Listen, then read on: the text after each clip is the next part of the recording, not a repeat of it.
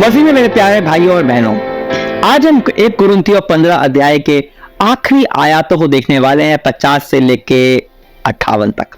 यह पूरा अध्याय पुनरुत्थान के बारे में है।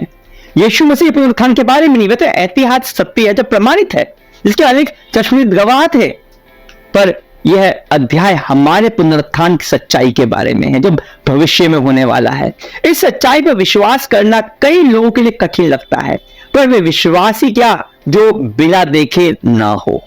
वचन हमारे पुनरुत्थान के बारे में साफ साफ बताता है। जब यीशु मसीह वापस आएंगे तो जो मरे हुए हैं वे वापस से जी उठेंगे, पर उस समय जो जीवित है उनका क्या होगा, और कैसे यीशु मसीह ने हमारे लिए मृत्यु को हरा दिया, क्यों हमें और मौत से डरने की आवश्यकता नहीं है। इन्हीं प्रश्नों के उत्तर हम आज देखेंगे, तो अंत तक हमारे साथ बने रहिए। शुरुआत करते हैं हम पढ़कर 1 कुरिन्थियों 50 से 58।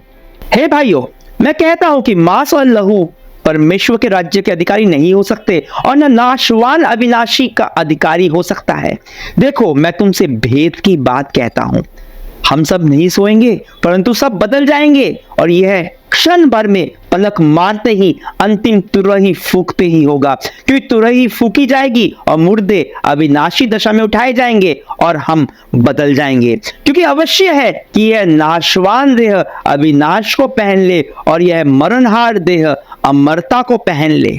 और जब यह नाशवान अविनाश को पहन लेगा और यह मरणहार अमरता को पहन लेगा, तब वह वचन जो लिखा है पूरा हो जाएगा। जय ने मृत्यु को निगल लिया। हे मृत्यु, तेरी जय कहाँ रही? हे मृत्यु, तेरा डंक कहाँ रहा? मृत्यु का डंक पाप है और पाप का बल व्यवस्था है, परंतु परमेश्वर का धन्यवाद हो जो हमारे प्रभु यीशु मसीह के द्वारा हमें जयवंत करता है। इसलिए हे मेरे प्रिय भाइयों, दृढ़ और अटल रहो और प्रभु के काम में सर्वदा बढ़ते जाओ, क्योंकि यह जानते हो कि तुम्हारा परिश्रम प्रभु में व्यर्थ नहीं है। कई लोग उस समय यूनानी दर्शन, ग्रीक फिलोसॉफी थे, उससे प्रभावित थे और आज भी हैं। यह मानते थे कि हमारा जो शरीर है, जो मिट्टी का बना हुआ है, वो नष्ट हो जाएगा और हम केवल आत्मा के रूप में ही हमेशा के लिए जीवित रहेंगे, आत्मा बनकर। पौलुस इस बात से आधा सहमत है। वह कहता है कि मांस और लहू परमेश्वर के राज्य के अधिकारी नहीं हो सकते। उसका कहने का आशय यह है कि मिट्टी का बना यह शरीर जिसमें कि पाप निवास करता है, पाप का वास है, वह परमेश्वर राज्य में नहीं रह सकता। परमेश्वर राज्य अविनाशी है, और ऐसा कुछ भी जो नाशवान है, जिसमें पाप है, वह वहां पर नहीं रह सकता। अब याद रखिए, यह शरीर भी मूलतः जब परमेश्वर ने बनाया था नाशवान नहीं था, परंतु पाप के कारण जब मृत्यु आई तो यह नाशवान बन गया। परंतु यीशु मसीह के क्रूस पर किए काम के कारण हम पाप और उसके परिणाम मृत्यु से आजाद हो गए हैं, और उसके पुनरुत्थान ने इस बात को साबित कर दिया है कि जो कोई पाप से मुक्त है वह मुर्दों में से वापस जिलाया जाएगा। और पिछले संस्करण में हमने देखा था कि पुनरुत्थान के बाद जो शरीर होगा वह अविनाशी होगा, वह और मिट्टी का नहीं होगा पर आत्मिक होगा। यह वह शरीर होगा जिसमें पाप के कारण कोई अनादर नहीं होगा, पर परमेश्वर की महिमा होगी जो सामर्थ्य होगा, और यह शरीर सदा के लिए परमेश्वर के राज्य में रहेगा, उसकी उपस्थिति में। यह तो बात हुई जो मर चुके हैं उनकी, तो उनका क्या जो उस समय जीवित रहेंगे जब यीशु मसीह वापस आएगा, और मुर्दे यीशु विश्वासी अपने नए शरीर के साथ जी उठेंगे। पौलुस 51 आयत में कहता है कि मैं तुम्हें भेद की बात बताता हूं। भेद की बात हमें तो पता चल गई ना, भेद की बात। जब यीशु आएगा उस समय तुरही फूकी जाएगी। हम यह 1 थिस्सलुनीकी 4:16 में भी पाते हैं, क्योंकि प्रभु आप ही स्वर्ग से उतरेगा, उस समय ललकार और प्रधान दूत का शब्द सुनाई देगा और परमेश्वर की तुरही फूकी जाएगी, और तभी क्षण भर में पलक झपकते ही बहुत कुछ होगा। एक तो जो मर चुके हैं वे नए शरीर में जी उठेंगे, और जो लोग जीवित हैं वे बदल जाएंगे, मतलब उनका शरीर बदल जाएगा। यह मिट्टी का शरीर पल भर में स्वर्गीय शरीर बन जाएगा। मतलब जो जीवित है वो यीशु मसीह के आने में पहले मर नहीं जाएंगे। और उसके कहता है कि ऐसा नहीं है कि जो जिंदा है पहले मरेंगे, पर क्या होगा, पलक झपकते ही वे बदल जाएंगे। ये जो नाशवान शरीर है अविश्वासी हो जाए, वो अविनाशी हो जाएगा। शरीर जो भी मर रहा है वह अमर हो जाएगा, और तब मृत्यु पूरी तरह से हार जाएगी, पूरी तरह से नष्ट हो जाएगी। इसलिए पौलुस यशायाह 25:8 और होशे 13:14 का हवाला देते हुए कहता है कि जय ने मृत्यु को निगल लिया। मृत्यु तेरी जय कहां रही, हे मृत्यु तेरा डंक कहां रहा। ये चुनौती देता है मृत्यु को। यह प्राचीन भविष्यवाणियां थी जो पूरी हो जाएंगी। पिछली बार हमने इस बात को समझा था कि विश्वासियों को अब मृत्यु से डरने की जरूरत नहीं है, क्योंकि विश्वासियों के लिए मृत्यु परमेश्वर की योजना को ही पूरी करती है। हमारे शरीर का मृत्यु ऐसी है जैसे एक बीज जिसको जो बोया जाता है वो पहले मरता है, उसका खुद का अस्तित्व नष्ट होता है, पर उसमें से एक नया जीवन, एक नया पौधा निकलता है। पर फिर भी मृत्यु हमें आज भी परेशान करती है। जब कोई अपना मरता है तो उसका बिछड़ने का गम हमें होता है। हम सोचते हैं कैसे जिएंगे हम उसके बिना, हालांकि हमारे पास आशा है। फिर भी हर बार जब हम बीमार पड़ते हैं या कोई हमारा प्रियजन बीमार पड़ता है तो हमें इस बात की अनुभूति होती है कि हमारा यह शरीर कितना दुर्बल है और ये कैसे मर रहा है प्रतिदिन। आत्मा में तो हम नए हो चुके हैं। हमारी आत्मा यीशु के पुनरुत्थान के साथ ही नई हो गई थी जिस दिन उसे हमने विश्वास किया, पर शरीर में अब भी मृत्यु शेष है। पर फिर भी हमें उससे डरने की आवश्यकता नहीं है, क्योंकि पौलुस कहता है कि मृत्यु का डंक पाप है। डंक क्या होता है?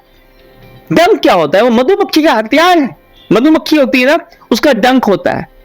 अब हम मधुमक्खी से हमें बहुत डर लगता है, पर अगर मधुमक्खी का डंक टूट जाए, हमें पता है कि उस मधुमक्खी का डंक नहीं है, तो उससे डरने की आवश्यकता हमें नहीं रह जाती। बिना डंक के मधुमक्खी हमें परेशान तो कर सकती है, पर हमें डरा नहीं सकती, भयभीत नहीं कर सकती। तो मृत्यु का डंक क्या है? वो है पाप। पाप क्या है? मृत्यु का हथियार। और उस हथियार के पीछे बल क्या है? बल है परमेश्वर की ही व्यवस्था। परमेश्वर व्यवस्था कैसे? कि परमेश्वर की व्यवस्था हमें परमेश्वर की पवित्रता और उसके न्याय के मानकों के बारे में बताता है, उसके स्टैंडर्ड के बारे में बताता है। जब भी हम व्यवस्था को देखते हैं हमें यह समझ आता है कि हम सब पापी हैं और परमेश्वर की महिमा से रहित हैं। व्यवस्था बताता है कि हम सब परमेश्वर के क्रोध और उसके दंड के अधिकारी हैं, और यह दंड है मृत्यु। मृत्यु पाप के द्वारा आई और व्यवस्था का बल पाकर उसने हम पर राज किया, पर यीशु मसीह हमें जयवंत करता है। यीशु मसीह ने क्या किया? पहले तो उसने परमेश्वर की सारी व्यवस्था को पूरा कर दिया, क्योंकि वह पाप के बिना जन्मा और खुद उसने कभी पाप किया नहीं। उसका पिता परमेश्वर के साथ एक सिद्ध परफेक्ट संबंध बना रहा, क्योंकि उसने पिता की मनुष्य होने के बाद उसने पिता की आज्ञा उसने मानी, तो उसने व्यवस्था को पूरा कर दिया। उसने क्रूस पर भी परमेश्वर की व्यवस्था को पूरा किया। कैसे? एक तो उसने परमेश्वर के प्रेम को प्रदर्शित किया, उसका प्रेम को दिखाकर उसने उसे पूरा किया, पर साथ में उसने हमारे लिए परमेश्वर का क्रोध और दंड भी अपने ऊपर ले लिया। और इस तरह उसने व्यवस्था और न्याय की जो आवश्यकताएं थी उसको पूरा कर दिया। अब जब व्यवस्था और परमेश्वर का न्याय पूरा हो गया तो पाप का बल क्या हुआ? खत्म हो गया। और जब पाप का बल खत्म हो गया तो उसके डंक में कोई ताकत बची नहीं। अब वह डंक केवल दिखाने भर का है। हम जानते हैं कि हम मर भी जाएंगे तो भी मृत्यु हमें बंदी नहीं रख सकती।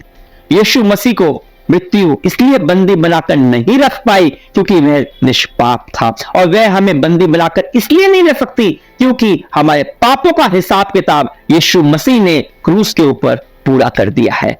और एक दिन वह आएगा जब मृत्यु जो सबको नष्ट करती है उसका खुद ही नाश हो जाएगा। मृत्यु हमारी दोस्त नहीं है, दुश्मन है, और शैतान उसका उपयोग हमें डराने के लिए करता है। पर जयवंत जीवन जीने का रहस्य यह है कि आप इस सच्चाई को जानो और समझो कि मृत्यु एक हारा हुआ बिना डंक का दुश्मन है जो हमें थोड़ा परेशान तो कर सकता है पर हमारा कुछ बिगाड़ नहीं सकता। अंत में पौलुस कहता है, इसलिए हे मेरे प्रिय भाइयों, दृढ़ और अटल रहो और प्रभु के काम में सर्वदा बढ़ते जाओ, क्योंकि यह जानते हो कि तुम्हारा परिश्रम प्रभु में व्यर्थ नहीं है।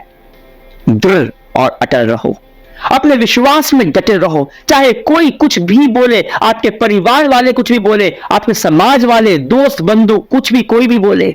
समाज या इस जगत की संस्कृति के हिसाब से समझौता मत करो, जैसे कुछ विश्वासी कुरिन्थियों में कर रहे थे और आज भी करते हैं। और प्रभु के काम में हमेशा बढ़ते रहो। अपने व्यवहार से, अपने मुंह से, दोनों से सुसमाचार का प्रचार करते रहो। जो भी सेवा परमेश्वर ने आपको दी है और वो सेवा करते रहो। अगर वह सेवा अकेले में बैठकर प्रार्थना करने की है तो ईमानदारी से करो। जब भी परमेश्वर सेवा का द्वार खोले आप हमेशा तैयार रहो। अपनी और कलीसिया की आत्मिक उन्नति के तत्पर रहो। अपने व्यवहार में प्रेम और अनुग्रह, दया के द्वारा अपने आसपास के लोगों को यीशु मसीह के दर्शन कराते रहो। इस बात का स्मरण रहे कि आप जीतने के लिए परिश्रम नहीं करते, आप इसलिए प्रभु का काम नहीं करते ताकि परमेश्वर आपको आशीष दे, पर इसलिए करते हो क्योंकि यीशु मसीह में आप पहले से जयवंत हो, आप पहले से आशीष पाए हुए हो। किसी का भी सबसे बड़ा डर क्या होता है? मौत, है ना? पर हमारे लिए मौत तो पहले ही हारा हुआ शत्रु है, उससे डरने की कोई आवश्यकता नहीं है, डर कर और समझौता करने की आवश्यकता नहीं है। मैं अभी उस भाई से, उस बहन से बात कर रहा हूं जो प्रभु की सेवा करना चाहते हैं पर डरते हैं। किससे डरते हैं? जब परमेश्वर आपके साथ है तो आपके विरुद्ध में कौन हो सकता है? आप जयवंत हैं यीशु मसीह में, मृत्यु भी आपका कुछ नहीं बिगाड़ पाएगा। इसी सच्चाई को थामे दृढ़ रहें, अटल रहें और आगे बढ़ें। परमेश्वर का राज्य आपके लिए है। तो कैसा लगा आज का ये संदेश? आशा करता हूं कि आपको प्रोत्साहन मिला होगा। कमेंट्स में लिखकर मुझे बताइए जिससे मुझे भी प्रोत्साहन मिले। लाइक और शेयर जरूर कीजिए और अगर कोई सवाल है तो आप मुझे व्हाट्सएप पर पूछ सकते हैं, वॉइस नोट भी भेज सकते हैं। यह रहा मेरा व्हाट्सएप नंबर, कमेंट्स में मैंने पिन कर दिया है। तो कल हम फिर मिलेंगे 1 कुरिन्थियों के आखिरी अध्याय के साथ। यीशु मसीह का अनुग्रह, पिता का प्रेम और परमेश्वर पवित्र आत्मा की सहभागिता आपके साथ बनी रहे। तब तो यीशु मसीह वापस नहीं आ जाते। आमीन।